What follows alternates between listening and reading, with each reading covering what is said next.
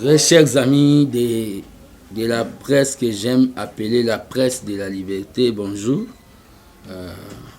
C'est les gardiens du temple de la démocratie, prophète politique, l'élève du Sphinx, Seigneur de la rue, fils Mukoko. Naza na honneur lelo ya kobenga bino après beaucoup de jours pour na kosa la communication oyo lelo. Na olobela moi ba point ebele, mais na ba point ebele wana, je profite de cette occasion pour dénoncer situation et enlèvement par des éléments militaires incontrôlés au basalaki na domicile familial place Nazalaka en créant au babengi ba dégâts, attentat aussi à violer les enfants sous tutelle au basalaka nangai a pe boakaki au babengi ballonnette na kati ya petite voiture nanga ba forçaki yango eza automatique, bazui cassé paraprise eza libanda bomona bazui batterie na dénoncé yango en attendant que enquête salama. Et c'est pour cela aussi je tiens à dire au président de la République qu'on doit renouveler l'armée, parce que l'armée que nous avons aujourd'hui est armée au Bossalaki, c'est condamnable par la loi, la justice va faire son travail. Nakolobela sous lelo makambo était ya crise actuelle dit na guerre ya Russie na Ukraine où ils ont frappé le monde partout. Bazo mona o babengi pénurie ya carburant, ba chaîne na ba station Ezakagra ya Congo te. Nous faisons ce qu'on appelle la communication facile pour expliquer aux gens. Les gens n'ont pas besoin de la communication dans la langue de Voltaire. Biso tolinga to kota batu ti na o babengi moi l'épinière to expliquer batu. Bana Congo crise bozomona ya carburant ezadi na guerre ezo salama pa ba mindele kuna. Na o babengi Ukraine na Russie. Ça frappe beaucoup de pays. Et ça frappe beaucoup de pays. Ce n'est pas l'incompétence, il y a ministre Didier Moudimbu, il y a les hydrocarbures, parce que Bomona qui a tika bureau nae, a quitté sur le terrain, mais crise en peut les accentuer, ils ont matasu makas, ils ont un bateau dans un secteur à pétrole, ba monyan occasion ya okoma ba milliardaire, bazo cacher ba réserve, Bomona qui ndenge bazo cacher ba réserve ya carburant. Natina toujours que peut-être va salir pouvoir à le peuple d'abord. Donc, au bokeh partout, il y a crise, il y a carburant. Donc, il y a question, il y a mauvaise volonté, il y a gouvernement. Par rapport aussi à la crise, nous devons savoir que notre économie est une économie extravertie. C'est-à-dire, tout dépend de la babengi libanda. Na kachawa makambutu ekufa. C'est pour cela, tant que gardien du temple de la démocratie, je demande au président de la République d'être rapide, parce qu'on n'a pas le temps au dernier virage, c'est-à-dire d'être rapide à appliquer au Babengi plan ya 145 territoires. Plan ya 145 territoires, c'est bien bon, c'est mieux, c'est excellent, mais pour réussir, il faut que l'ongola, l'administrateur y a territoire nyonso au bana ba mentalité pourrie, il y a kabylisme, au bana mentalité ya kingakati. Il y a d'autres administrateurs ceux qui bozui ba mbongo bolinga bo pesa pona développement ya ba territoire bo pesier boyebake et le côté ko salama to ko zonga suna milelo. Donc préalable ezali que on doit mettre de côté l'administrateur non sur le territoire. Oyo, il y a un régime passé, au bazar la mentalité, bacha l'administrateur, oyo, bazar la mentalité, il y a le peuple d'abord. Pour baïba ke mbongo wana, eza, il y a autonga ba immeuble été, mais mbongo wana ezali. La crise actuelle, eza parce que les hommes politiques, les hommes d'État, bazo komisa o babengi politique, mathématiques, physique, chimie, bazo komisa ngo passe ya pamba. C'est ce que les pères atiqué la abisso projet de société les peuples d'abord. Ils en ont 5 biloko na lobaka. C'est-à-dire ceux qui sont arrivés ko sala o babengi des routes de désert agricole. C'est-à-dire banzela o ya ba bongolote ya ba victoire te banzela ko permettre et bimisa biloko babenga ngo les routes de désert agricole. Sana koloba ke ba tracteur papa wa sala bilanga na Congo soka bimisa 10 sacs soka moni ke marché zali na Congo akoma na 15 na Congo kaka akoma na 20 soki amoni ke marché zali. Deuxième eloko oyo zali poto kende parce que des fois tozo tala bato baolo bage bangonde batanga kolega biso biso otanga université Tshisekedi. Deuxième eloko eza électricité. Lelo qui chasse tondi awa pour nani mututu aza na besoin atala pe novelas. Mututu aza na droit atala pe novelas.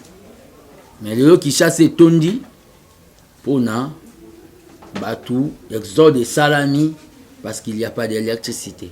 Avec l'électricité, quelqu'un a que ça la usine y a ba eau potable na mboka na bango. À cause de la chaîne à TV, automatiquement, ils ont chassé au babengi chômage. Troisième éloko, santé. La santé n'a pas de prix. C'est aberrant pe Sony, qu'elle est, comme on a, président africain, dirigeant africain, net Jamal Kabound, problème à genoux, aux Okende, qui soigné en Angleterre. Pourquoi pas sauter saliba hôpitaux awa, c'est-à-dire et permettre la santé. C'est aberrant. Ça démontre que jusque là même les politiciens bazana na ba bengi indépendance même indépendance sanitaire exacte. Ça démontre ça. Le problème qu'il y a c'est quoi? Troisième eloko angwana santé.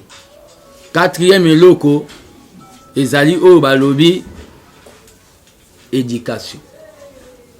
Éducation il fait ça la main bana ba otanga bien na ba province. Tozui sécurité waneza makam par rapport na 145 territoires où comme ligne comme un projet. C'est pour cela, personnellement, tant que gardien du temple, vous avez vu quand on a nommé Sama, Natchaki sous réserve. Malgré le gouvernement ya Sama, excellent Bazali, mais je vois comme si le gouvernement ils ont mérité au babeni remaniement. Ils ont mérité remaniement parce qu'on ne peut pas voir des gens comme Basselo, il est de mon parti, VPM de l'intérieur, manifester au babengi incapacité notoire. Il faut en école du parti. C'est-à-dire quelqu'un qui ne maîtrise rien. Quelqu'un qui laisse au babengi gouverneur Mourouya Équateur, s'il vous plaît, éteignez vos téléphones. Je parle des choses très importantes, Yamboka. Vous déconnectez. À l'Équateur, on tue les étudiants. Au moment où le président, parce que je suis dans la délégation, nous devons descendre à l'Équateur. Un certain Bob aussi, il se comporte comme si en Bokassa. À l'Équateur, on tue les étudiants au moment où le président veut descendre. Et le VPM est là. Le VPM est là. Assez le tu dois démissionner. Je demande à tous les députés révolutionnaires, beaucoup Isaïe, même s'il est de l'IDPS. À l'IDPS, il n'y a pas esprit d'équipe, il y a l'esprit du peuple et l'esprit de la base. Nous ne sommes pas les PPRD, Oso Moutasali Mabe, Bocha Baïbimbo Wasnel, va protéger. Non, ça c'est pas l'IDPS de Tshisekedi. À l'IDPS, si quelqu'un a échoué, il faut zonger à l'école du parti, peine à cellule. C'est ça l'IDPS. Le président de la République, vous êtes membre de mon parti. Tout zonger fondamental à l'IDPS. Vous êtes mal entouré d'abord, ça, et comme un hymne national, mal entouré. Les gens qui vous entourent n'ont pas les soucis de notre parti. Parce que Bamela Bagazte. Nous avons les soucis de notre parti. Le col à moi sur Télémaki Libosoa Salomon, Babiba Pasola Moana. Parti national Lingue Koufa, tous en souci nango. Babiba Pasola Moana, Arbite Bopé Sayata, Batunsu Baba Pasole, pour Bana souci nango. Ce sont les gens qui vous entourent. Ces gens-là, demain, si ça va mal, ils vont prendre l'avion. Mais nous, les peuples, va nous pourchasser. Nous aurons des difficultés à aller dire même les peuples d'abord dans la campagne il y a 2023. Toko risquer Bachabiso Piné. Parce que vous êtes mal entourés. Ça, je l'ai dit. Yo conseiller président, on a lié que pas na passo la sani. Nous avons souffert dans ces partis. Nous avons souffert dans ces partis pour vous amener au pouvoir, monsieur le président de la République. Tout ce sentiment.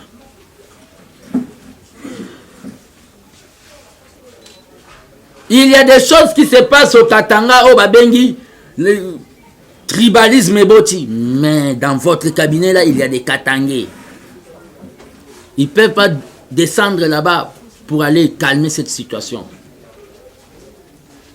Ils sont là seulement dans des postes. Ça nous met mal à l'aise. Toujours murmurer chaque jour. Mais c'est parti. Et coup faté. Nous avons donné notre jeunesse dans ces partis. Toi, on a parti M. Togo Kendete.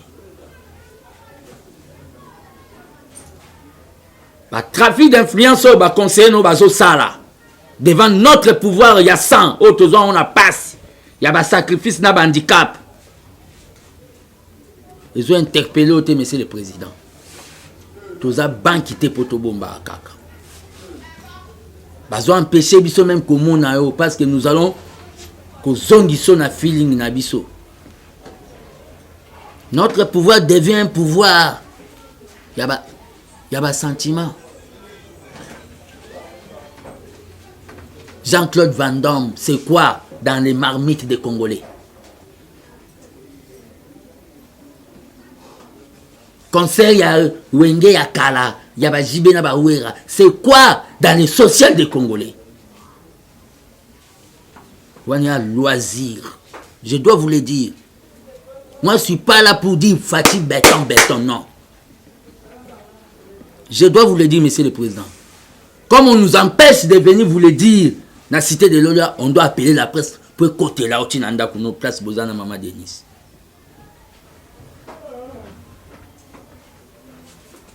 Jean-Claude Van Damme, na social, il y a un Congolais, c'est quoi?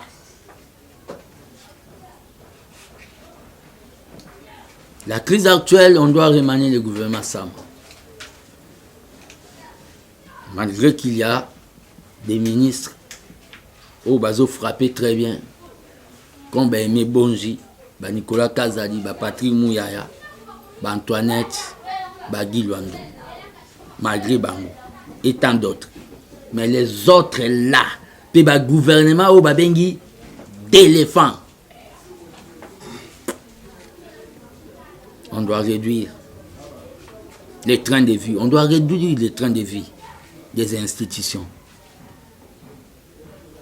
Ils en ont tardé. Ça, c'est par rapport à la crise. Tout bazo souffrir. Bimakata na camouflage. Bimakata na camouflage. Au moins à degré bato bazo souffrir. Nous habitons les townships, nous habitons les banlieues. Tous au monde en degré bato bazo souffrir, tous vivre souffrance. Qu'on vous trompe pas. Au macroéconomique indice, indice dans Zungu yaba mama yaba congolais, ils ont mon anate indice économique, ils ont mon anate. Par rapport à l'IDPS, j'ai entendu un monsieur qui s'appelle Kabouya.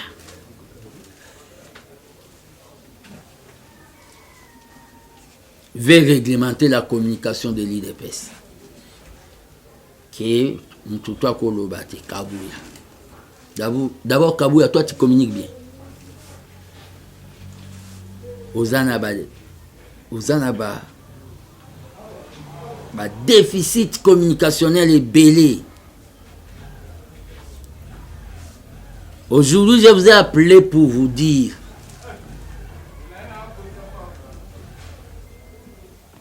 Kabouya doit suivre son maître.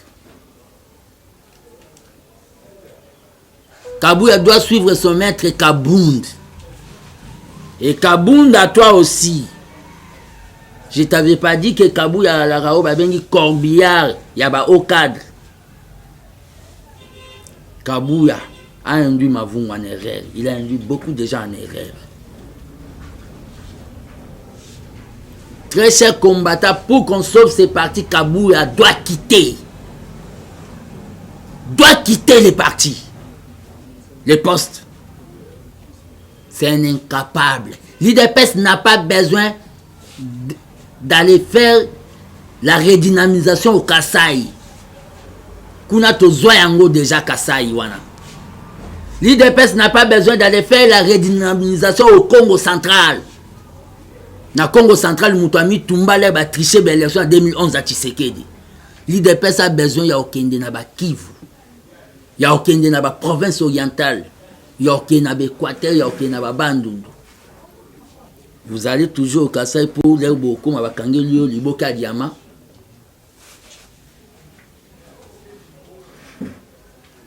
Incompétence notoire. Ça reste toi. Tu dois quitter les choses avant que les choses vous quittent Kabouya. Nana otanga ke Moussa Kangangaï. Le 17 mai à Koti, le 20 mai à Kanginga. Yo tangi la biso na histoire parce que nous étions des combattants. Na unita mutaza combattant o akoi isara mig o abomara mingi. Biso eza oyo bakangama mingi. Yep se place bakanga yo ata en détention moko boye. Kabouya. Toi tu es combattant. Les combattants sont clochardisés. Vous, bozo zwa ba poste ba combattant bo te kango.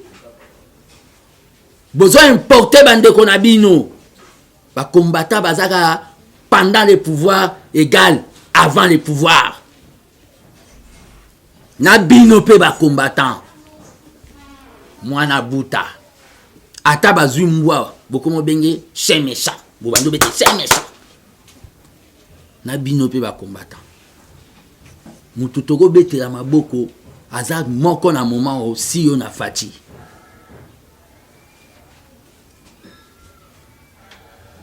Bon comme ça ba Kabound ba 14e parlementaire. OK ba parlementaire na histoire IDPS ba 13. Kabouya doit démissionner pour que ces partis soient sauvés. Kabouya a envoyé, je dénonce ça, a envoyé une mission yaba Barouti na Lualaba. Baké kuna bako créer désordre dans la fédération à Lualaba 1. Puis bah touché par l'autorité, il y a loi là-bas, 40 000 $. IDPS. Parti non corruptible. Donc, aux autres ça va tout ordre de mission pour voyager. Kabou yo comme benga ba parlementaire debout, mais tout ça la bien té.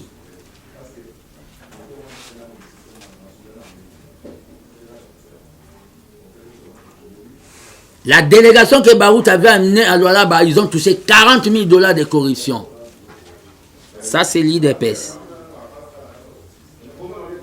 Ça, c'est pas l'IDPS. Ça, c'est pas l'IDPS.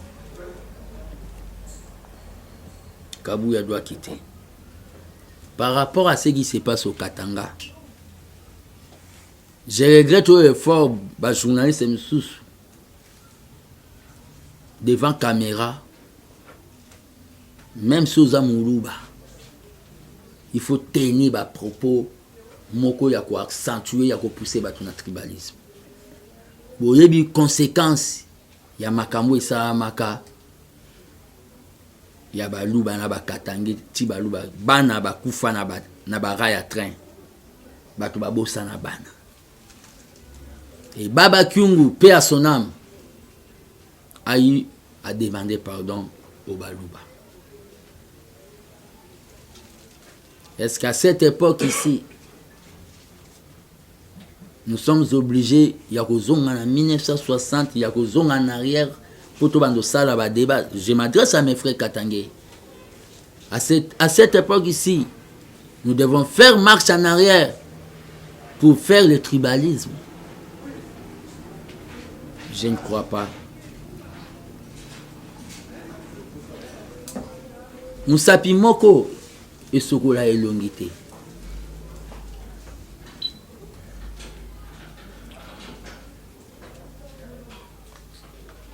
Ce qui se passe maintenant au niveau du Katanga, esprit tribaliste et lingui et surgir.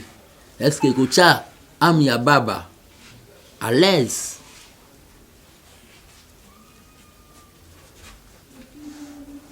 J'interpelle même des leaders politiques comme Moïse Katumbi ou Bazolo Baba nationaliste.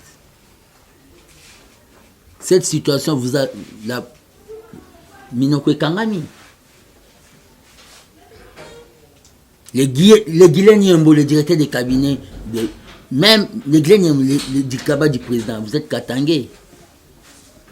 Pourquoi pas, vous pouvez dire à nos frères Katangais que peuple Katangais, le président vous a privilégié. Son directeur des cabinets, c'est un Katangais. Le premier ministre, c'est un Katangais. Parmi ses conseillers influents, ce sont des Katangais. Qu'on ne vous incite pas à nous faire marche en arrière. L'homme a toujours besoin d'un homme. Toi, tu vas tuer Moulouba. Si Moulouba avait marié ta fille, c'est que tu vas tuer. Tu sais, c'est lui que tu vas tuer. Vous êtes mariés déjà.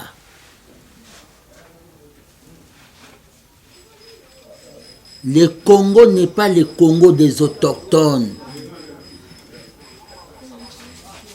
Le Congo,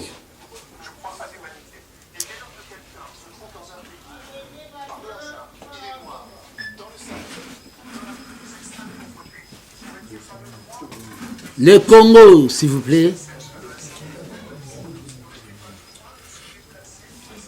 Le Congo, prochainement, vous commencez à laisser vos téléphones. Le Congo,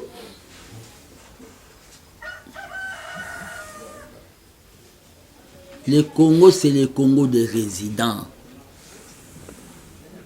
Les Katanga, c'est les Katanga de ceux qui résident au Katanga. Pas qui Sabine, on a débattu. Je sais que le peuple katangais, c'est un peuple mature. Vous vous êtes mariés déjà vers les Balouba là. Quand vous allez vous entretuer, Vous ne voyez pas que vous allez toucher à votre sang même. Je suis grand, je suis votre petit, je suis votre fils, je suis votre frère. Je vous demande de voir la paix, de faire la paix, s'il vous plaît. Ça, c'est par rapport au tribalisme. En rapport avec les élections,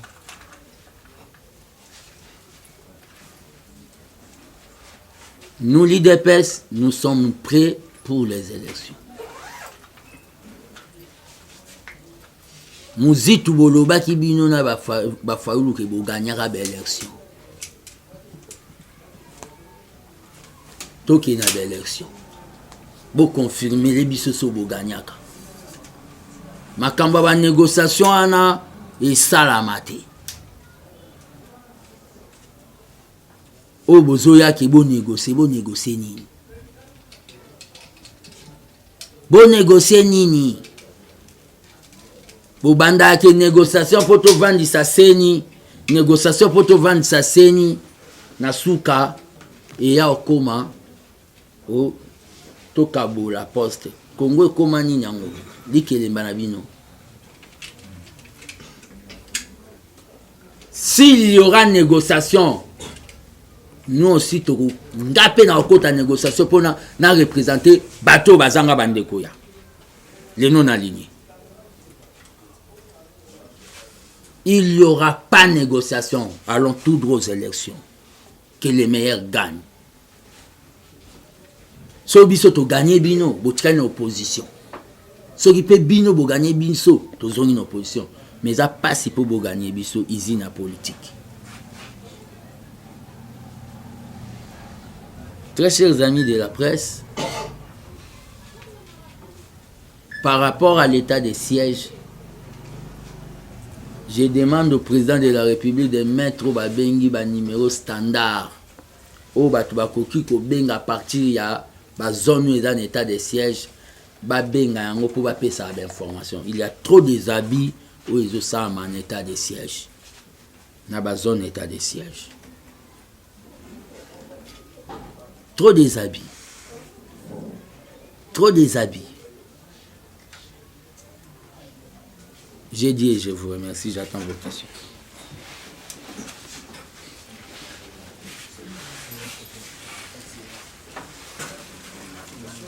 Première question. Le nom, vous présentez la chaîne. Merci beaucoup, Daniel Manifuna. C'est pour le compte par télévision. On a largement suivi l'exposé qui a été important. La question va directement d'abord aux aspects électoraux. Parce que je dis que l'UDPS est prêt pour les élections. Est-ce qu'on peut avoir 3 indicateurs possibles pour rassurer à l'opinion qu'il y aura véritablement élection en 2023? Et ma deuxième question va effectivement d'un point de vue de la concertation que vous venez de dire tout à l'heure, de la proposition de la MUCA pour qu'il y ait évidemment des assises préparant les élections de 2023. Ne voyez-vous pas que, avec tous les paramètres et la crise politique qui sévit, la raison d'une concertation serait la voie la plus meilleure et pour que nous ayons des bonnes élections, surtout les candidats? Merci beaucoup. L'indicateur